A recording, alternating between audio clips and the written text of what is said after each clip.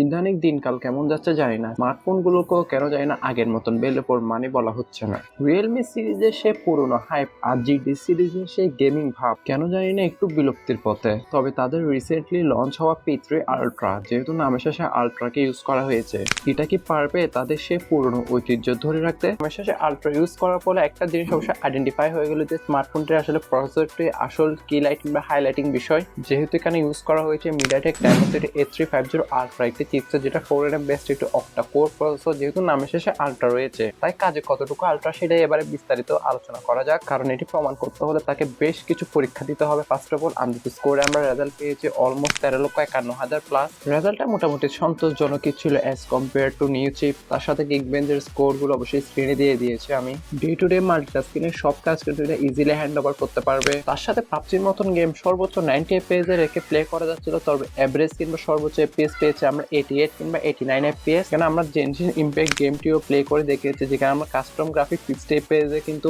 Option পেয়েছিলাম, তবে average FPS কিন্তু আমরা 58 কিংবা 59 FPS পেয়েছি। এতে গেল আপনার হাই ইন্টেন্স গ্রাফিক্স গেম, তবে আপনার যেসব মিডিয়াম গ্রাফিক্স গেম যেমন ফ্রি ফায়ার, এটা কিন্তু আপনার আলট্রা গ্রাফিক্সে স্মুথলি খেলা যাচ্ছিল। তবে ফুটবলের মতন গেমটাও এখানে ট্রাই করেছি আমরা, এখানে 60 FPS অপশন পেলেও আমরা কিন্তু সর্বোচ্চ FPS পেয়েছি 59। তবে তারা এখানে ক্লেম করেছে নাকি এখানে তারা একটা ভালো হিটিং সিস্টেম ইউজ করেছে, যেহেতু এখানে 6050 mm² বিসি কুলিং চেম্বারটা দিয়েছে। তবে আসলে বিসি কুলিংটা যেমনই দেখ না কেন, গেমিং করলে কিংবা হার্ড কোর ইউজ করলে কিন্তু স্মার্টফোনটা হিট হবে। সাথে আপনি স্ক্রিন রেকর্ডিং করেও কিন্তু গেমিং করতে পারবেন, তাহলে সেই ক্ষেত্রে দেখা যাবে যে হিটটা একটু কিন্তু তাড়াতাড়ি কিংবা আর্লি জেনারেট হবে। আর ডাটা ট্রান্সফার স্পিডের জন্য এখানে কিন্তু LPDDR5X এর র্যাম এবং UFS 3.1 স্টোরেজ টাইপ ফলে মোটামুটি ভালো রিড এবং রাইট স্পিডটা কিন্তু পাওয়া যাচ্ছিল। তবে কোনো প্রকার আসলে মেমোরি কার্ডের স্লট না দেওয়া, এখানে যেহেতু বেস ভেরিয়েন্ট আপনার 8/128 থেকে শুরু হয়, দেন এরপরে ভেরিয়েন্টে কিন্তু আপনার 8/256, দেন সর্বশেষ ভেরিয়েন্ট হচ্ছে কিন্তু 12/256। তবে এখানে টপ ভেরিয়েন্ট আপনার 12/512 GB রয়েছে, যেগুলো অবশ্যই বাংলাদেশে খুব একটা আপনার চলে তা না, কারণ ম্যাক্সিমাম গ্রাহকে কিন্তু বর্তমানে 8/128 কিংবা 8/256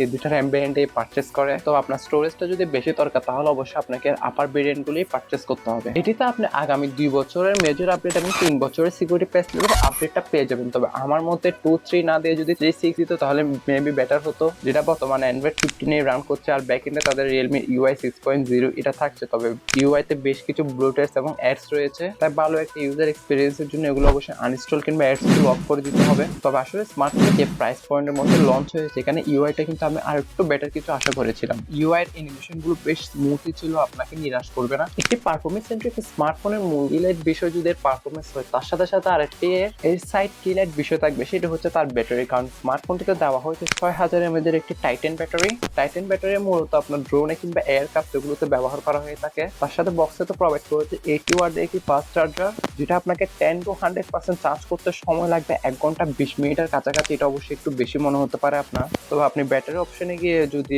র্যাপিড অপশনটা অন করেন, তাহলে সেক্ষেত্রে 50 to 100% চার্জ হতে কিন্তু সময় লাগবে 52 কিংবা 53 মিনিটের কাছাকাছি। তবে আগেই বলে দিচ্ছি, র্যাপিড চার্জিংটা অন করলে কিন্তু স্মার্টফোনের চার্জিং এর সময় একটু হিট হবে। এক চার্জে আপনাকে SOT দিবে 6 কিংবা 7 ঘন্টার কাছাকাছি। তার সাথে নর্মাল ইউজে 1 কিংবা 1.5 দিনের কাছাকাছি একটা ব্যাকআপ পাবেন। আর দৈনন্দিন জীবনের সকল কাজ বলুন, ব্রাউজিং বলুন, গেমিং বলুন, সবকিছু করতে তো ডিসপ্লেটা প্রয়োজনই, যেখানে তারা ডিসপ্লে হিসেবে দিয়েছে 6.83 ইঞ্চি মাপের একটি 1 বিলিয়ন কালার সাপোর্টের 120 হার্জ রিফ্রেশ রেট যুক্ত কোয়াড কার্ভ অ্যামোলেড ডিসপ্লে। ফলে আপনি যদি স্মার্টফোনে তো কোনো কন্টেন্ট ওয়াচিং করেন, তাহলে সেটা এক কথায় আপনাকে জীবন্ত করে তুলবে। আর ডিসপ্লে রেজলিউশন হিসেবে কিন্তু থাকছে 1272x2800 পিক্সেল। আর এটিকে প্রোডাকশন করার জন্য কর্নিং গরিলা গ্লাসেস 7i এর প্রোডাকশন থাকছে। তার সাথে ওয়াইড ওয়ান L1 এর কিন্তু এখানে সাপোর্ট দেওয়া হয়েছে এবং 3840 হার্জের PWM ডিমিং ফিউচারটিও, যার ফলে অনেকটাই কিন্তু ফ্লিকার ফ্লি ডিসপ্লে ছিল এটি। আর চিন এবং বেজেল কিন্তু অনেকটাই সিমেট্রিক্যাল টাইপের করা হয়েছে, যেহেতু আপনার 90% এর কাছাকাছি স্ক্রিন টু বডি রেশিও রয়েছে। আর ফিঙ্গারপ্রিন্টটা কিন্তু আপনার অপটিক্যাল আন্ডার ডিসপ্লে দেওয়া হয়েছে। তবে এই বাজেটে কিন্তু আমি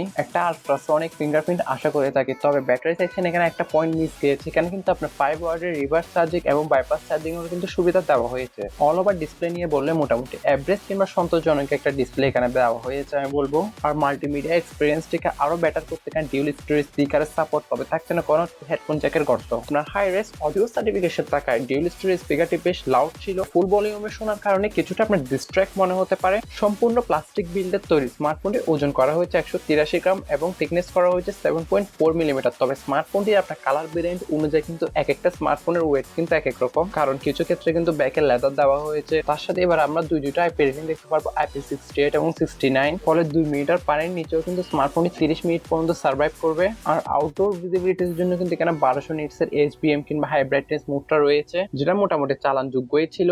তবে পারফরমেন্স সেন্ট্রিক স্মার্টফোনের একটা জিনিস সবসময় খারাপ হয়, সেটা হচ্ছে তার ক্যামেরা। কারণ যারা পারফরমেন্স লাভার রয়েছে তারা কিন্তু ক্যামেরাতে ফোকাসটা দেয় না। এক কথায় কস্ট কাটিংটা কিন্তু তারা ক্যামেরাতে করে। ব্যাকে থাকছে সনির IMX এর 896 এর 50 মেগাপিক্সেলের মেইন ওয়াইড যুক্ত সেন্সর, যাতে রয়েছে OIS। আর সেকেন্ড রাইতে 8 মেগাপিক্সেলের একটি আলট্রা ওয়াইড সহ ডিউল ক্যামেরা সেটআপ অফার করছে। তবে হ্যাঁ, ব্যাকে যে আলট্রা ওয়াইড ইউজ করেছে আসলে সেটাই অনেক বড় কথা। ব্যাক ক্যামেরা দ্বারা সর্বোচ্চ 4K টু 60 FPS এর ভিডিওগুলো ইজিলি শুট করতে পারবেন। তবে OIS থাকার ফলেও কিন্তু আপনি 1080p তে শুট করে বেশি স্টেবল রেজাল্টটা পাবেন আর কি। তার সাথে জাইরো বেস EIS এরও সুবিধা রয়েছে। আর সেলফি ক্যামেরা হিসেবে তাদের জনপ্রিয় 16 মেগাপিক্সেলের একটি সেন্টার পাঞ্চ সেলফি ক্যামেরা, যার দ্বারা সর্বোচ্চ 1080p তে 60 FPS এর ভিডিওগুলো করা যাচ্ছিল। আর এতেও কিন্তু জাইরো EIS এর সুবিধা রয়েছে। আর ব্যাক ক্যামেরা দ্বারা তোলা ছবিগুলো কালারগুলো দেখতে পাচ্ছেন কিছুটা বুস্টেড এবং ভাইব্রেন্ট টাইপের, কিছু ইউলি স্টোন। তার সাথে কিন্তু কন্ট্রাস্ট ইস্যু আমরা এখানে দেখতে পেয়েছি। সাথে সাবজেক্টকে কিছুটা স্মুথ করে তোলে এবং ডিটেলসে কিন্তু হিঞ্চিমকায়। আর আপনি ছবির ডাইনামিক রেঞ্জ বলুন, শ্যাডো এরিয়া বলুন, এগুলো কিন্তু মোটামুটি ভালোভাবে হ্যান্ডেলিং করছিল। ছবিগুলো কিন্তু বেশ ক্ষেত্রে কিন্তু ফ্যাকাশে ভাব দিচ্ছিল, যার জন্য এক্সপোজারটা আমরা তেমন খুব একটা ভালো পাই নাই। ক্যামেরা টু API সাপোর্ট থাকার কারণে আপনি Gcam কিংবা LMC এগুলো ইউজ করতে পারবেন। পোর্ট্রেট আপনার ভালো ব্যাপার হচ্ছে আপনি 1x এবং 2x তে কিন্তু ছবিগুলো তুলতে পারবেন। 2x জুমটা কিন্তু আপনার ডিজিটাল ভাবে হচ্ছে, ওটা কিন্তু আপনার টেলিফোটো লেন্স দ্বারা হচ্ছে না, ফলে ডিটেলস এর কিন্তু একটু ঘাটতি লক্ষ্য করবেন। আলট্রা ওয়াইডে এসে কিছুটা ইস্যু আমরা দেখতে পেয়েছি এর ভিডিওগ্রাফির ক্ষেত্রে, কারণ কোনো প্রকার আলট্রা ওয়াইডে কিন্তু ভিডিও শুট করা যাচ্ছিল না, ফলে এটাকে একটু নেগেটিভ কাতারে রাখা যেতে পারে। আদারওয়াইজ সেলফি ক্যামেরাটাও মোটামুটি ডিসেন্টই ছিল।